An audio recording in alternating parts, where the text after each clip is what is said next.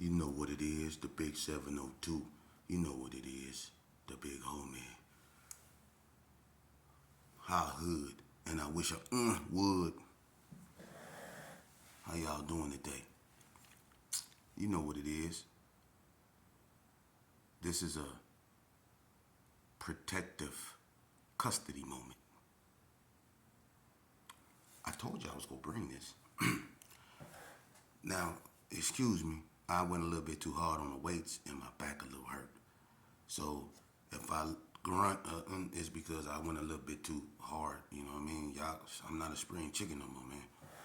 But anyway, I would like to stand up, you know what I'm saying? But, right now, y'all just got to bear with me for real. But let's get to this PC thing. See, I got a problem. See, it's a lot of you cats out here.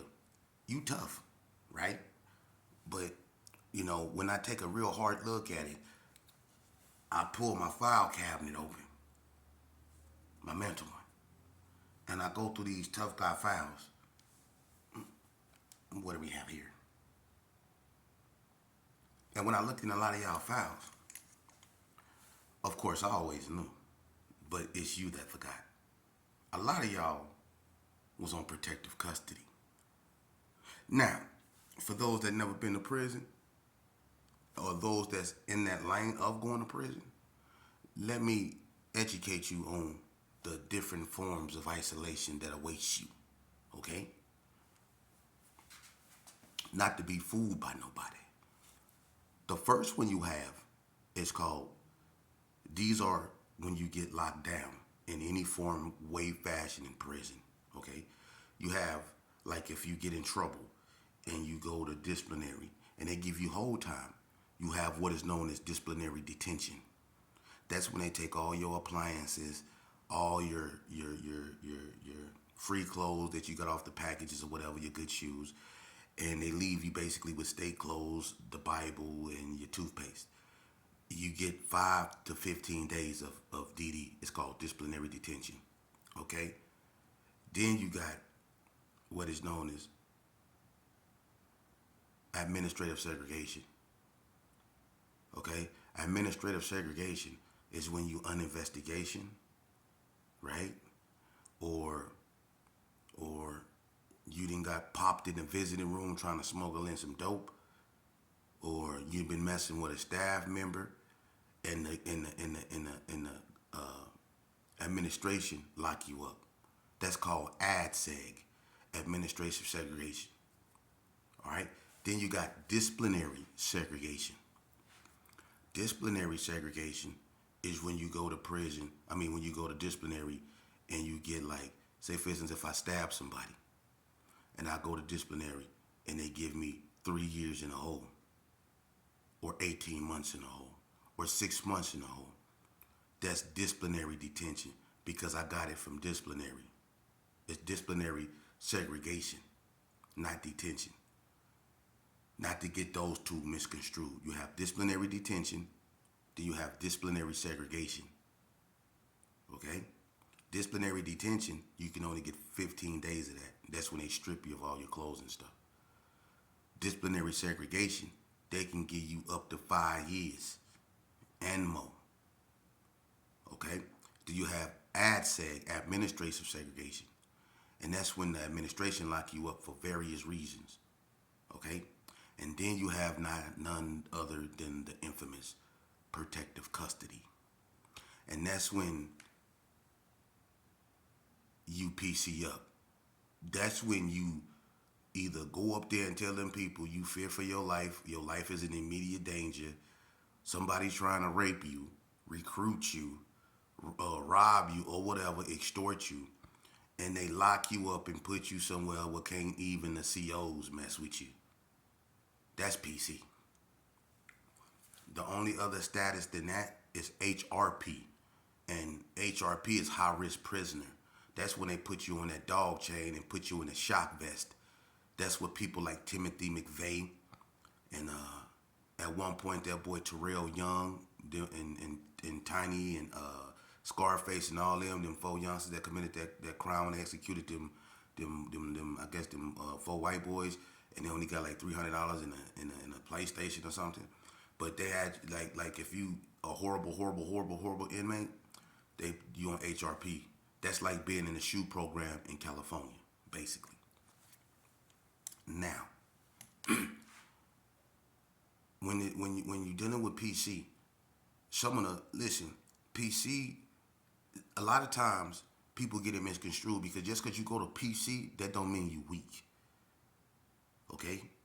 For instance, when I was last in prison, right, this messed me up, and it's no secret. So it's like not, it's nothing like you can't talk about this, but peep this.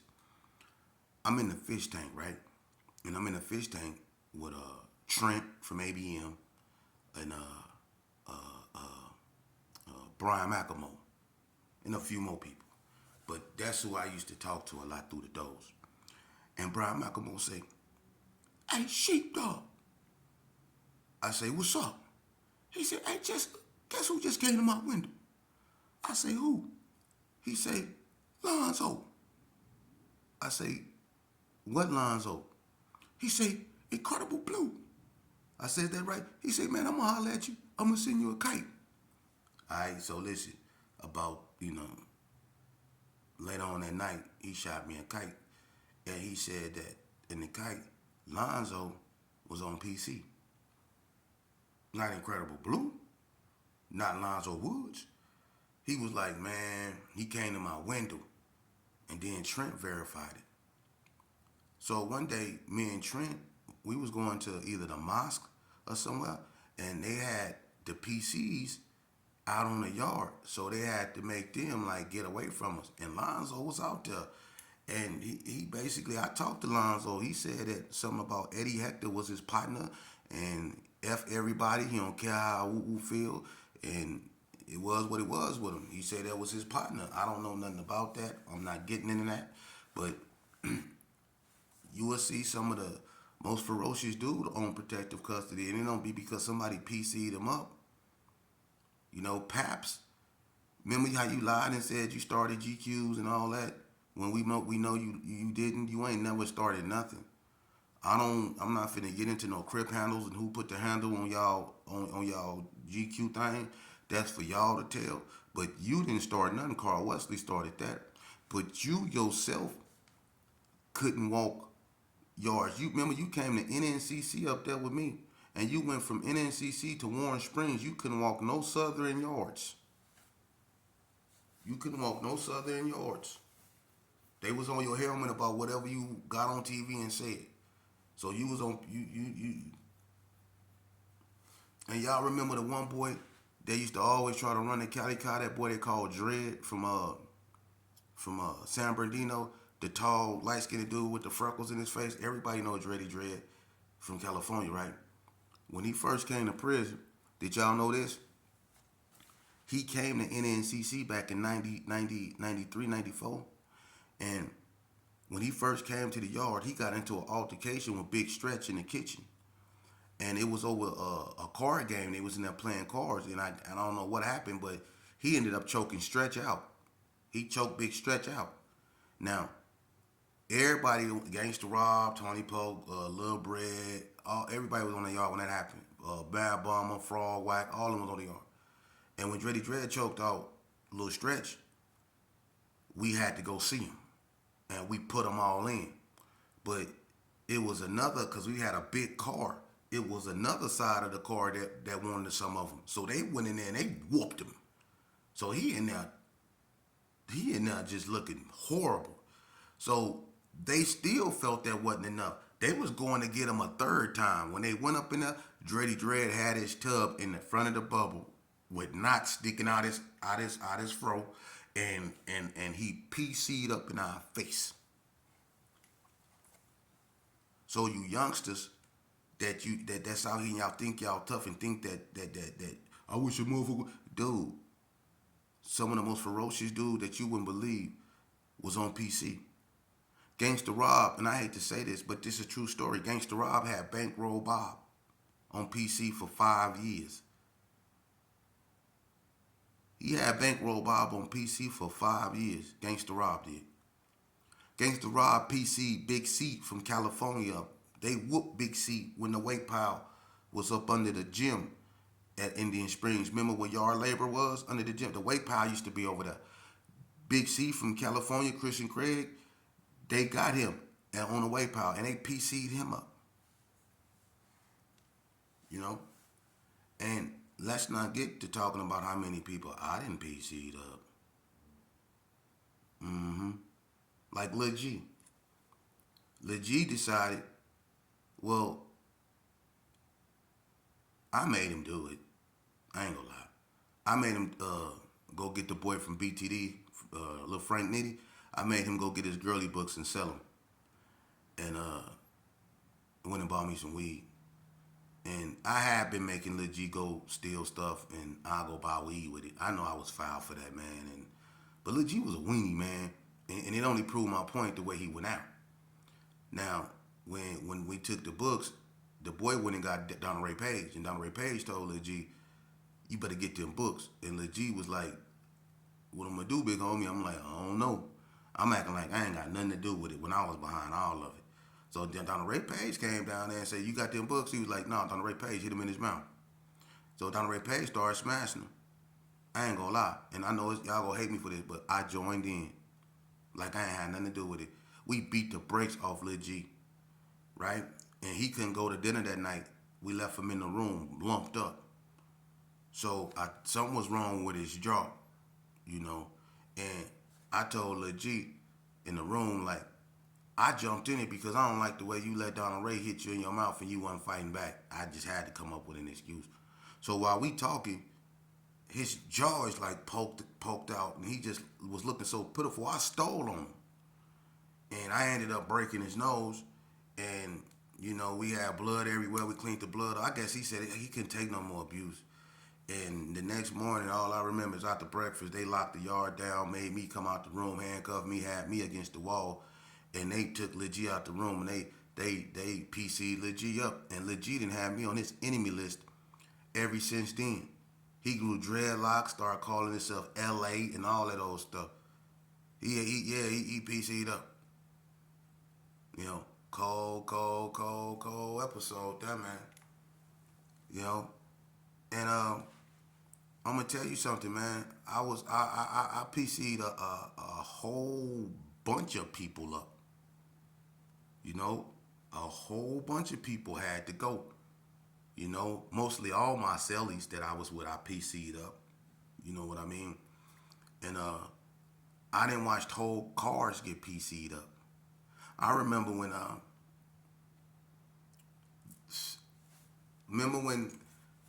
Baby J them up. This was in NNCC too.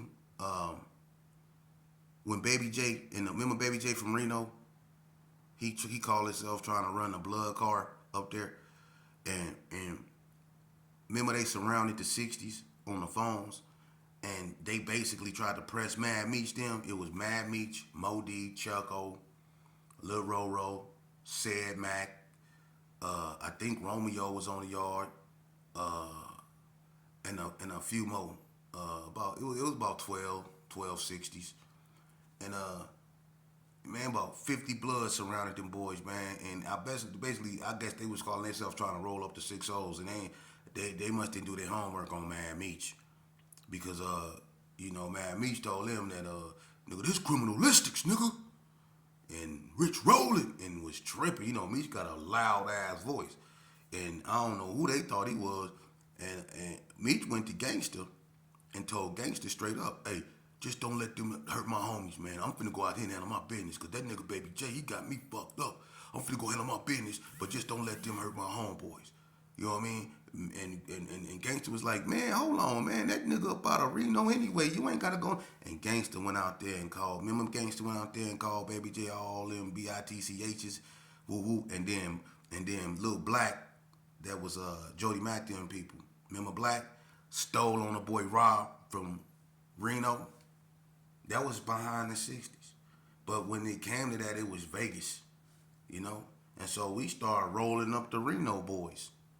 Chucko got to fighting the boy up in the unit, and the boy slapped Chucko with that crutch. We started rolling up the Reno boys.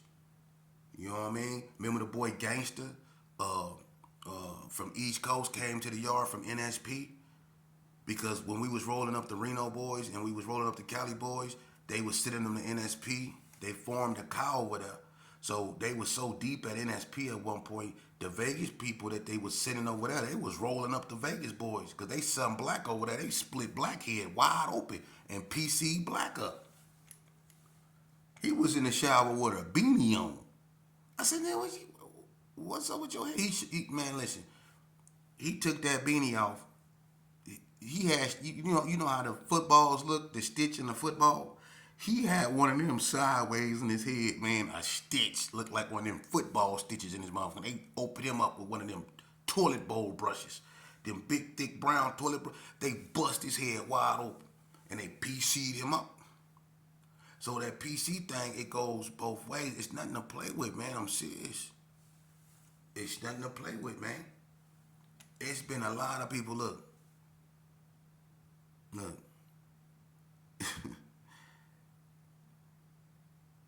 It's been a lot of people that did PC'd up, man. I'm gonna just put it that way. It's been a lot of people that did PC'd up. You know what I mean? And Coop, Doris Cooper. We didn't PC'd you up for so many times, but you just will not. You know what? I'm gonna be honest with you. I don't think nobody more loyal to the crown than you, because you've been turned on and beat up and backstabbed so much and so many times, especially in the joint. J-Lo said you couldn't throw K's around him. And after the episode with China, remember that? Up in you know you had to go, Coop. After you let that boy do you like that, your own, after he whooped you out, look, I'm down A-Wayne. I'm down A-Wayne in Union 1.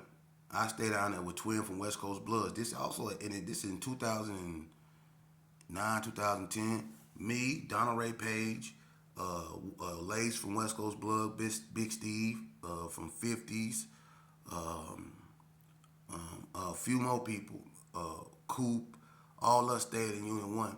And it was this little gay boy that stayed down there named Egypt. What was his name? China, right?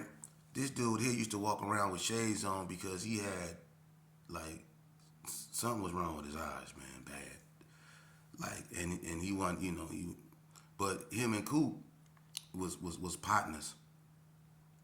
I went over Coop house one day and was like, nigga, get your bed up, get your ass up, and kick this bed. And when I kicked his bed, the boy got up out of his bed. I looked up, what the fuck? I'm like, but anyway, they was having domestics, right? So Coop got this little issue with something on his chest. I ain't gonna put his business out there, but he got an issue with his chest, and Coop ain't got no business trying to fight. You know what I mean? And Darvis ain't never been no fighter. Coop, you ain't never been no damn fighter. So I'm down the hallway. Now him and this boy been going back and forth at it and all, right?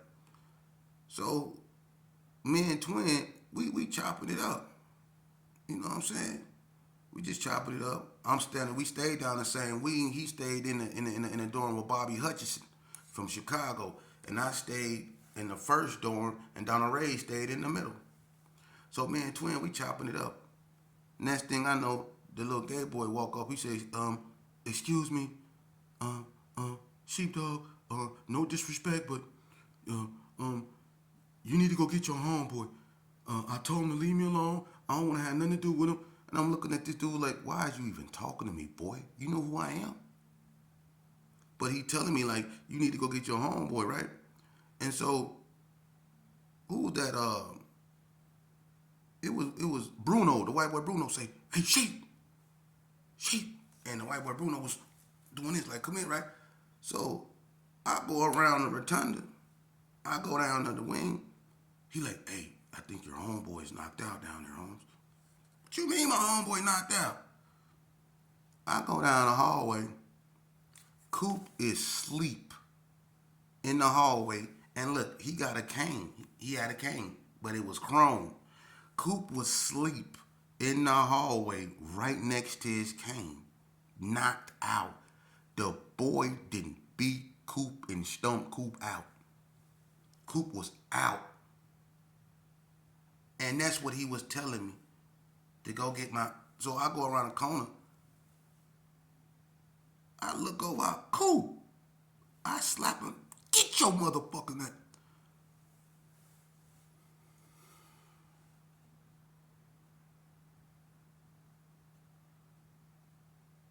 And then, not only that, you go to the trust program and you get into it with Mundo. Then Mundo knocked you out. Pork Chop from Donna woke you up. And when Pork Chop from Donna woke you up, you had your ass all in the air. You was knocked out by some chairs, just sleep. And Pork Chop from Donna woke you up. Say he woke you up, and you jumped up and said, "Oh my mama, he didn't knock me out." So you knew you was knocked out. Coop, you got to go.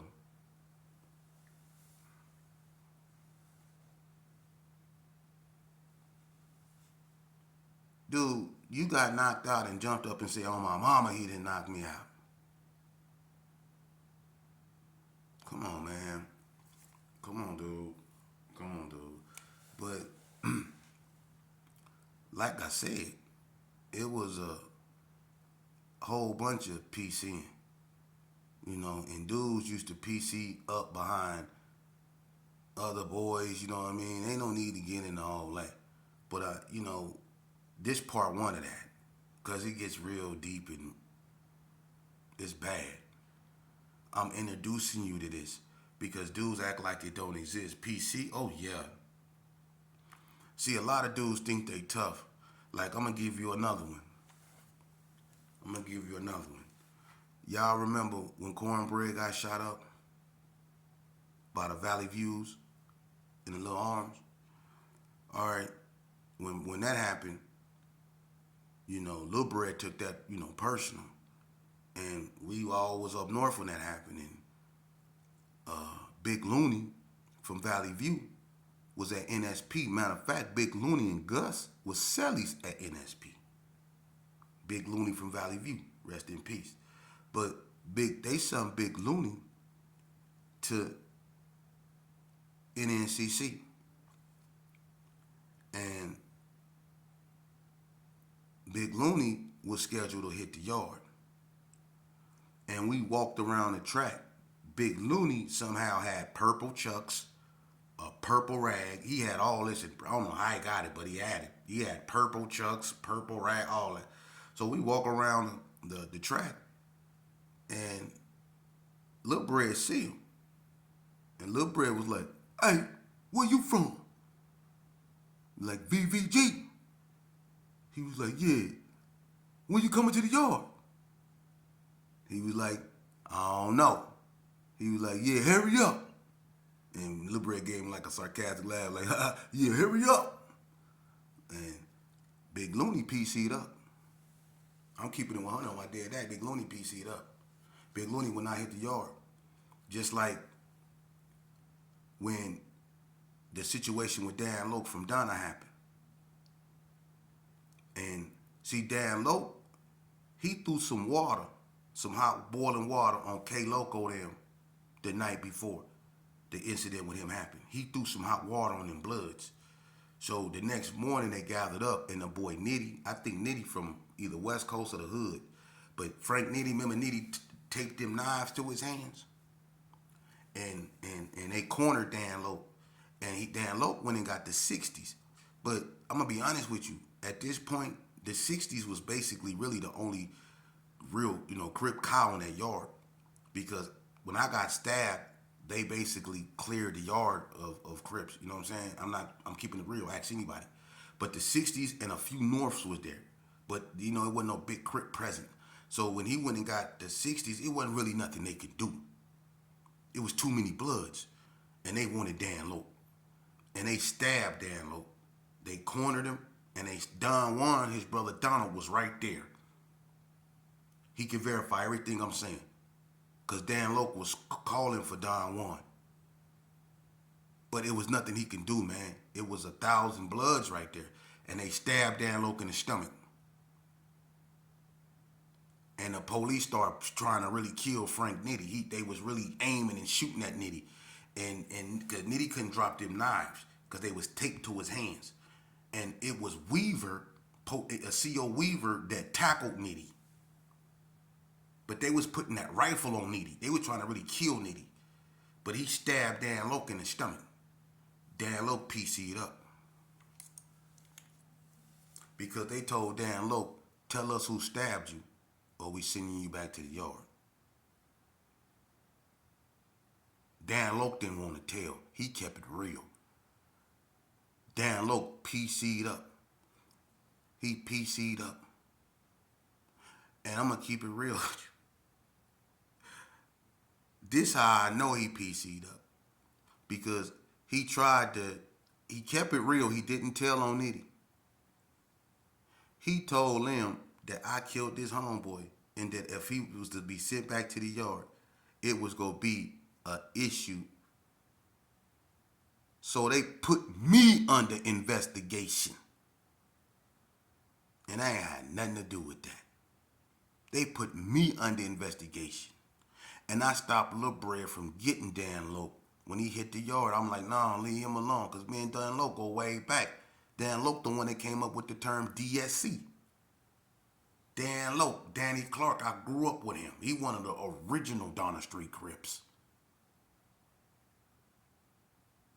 So when you outnumbered, it happens.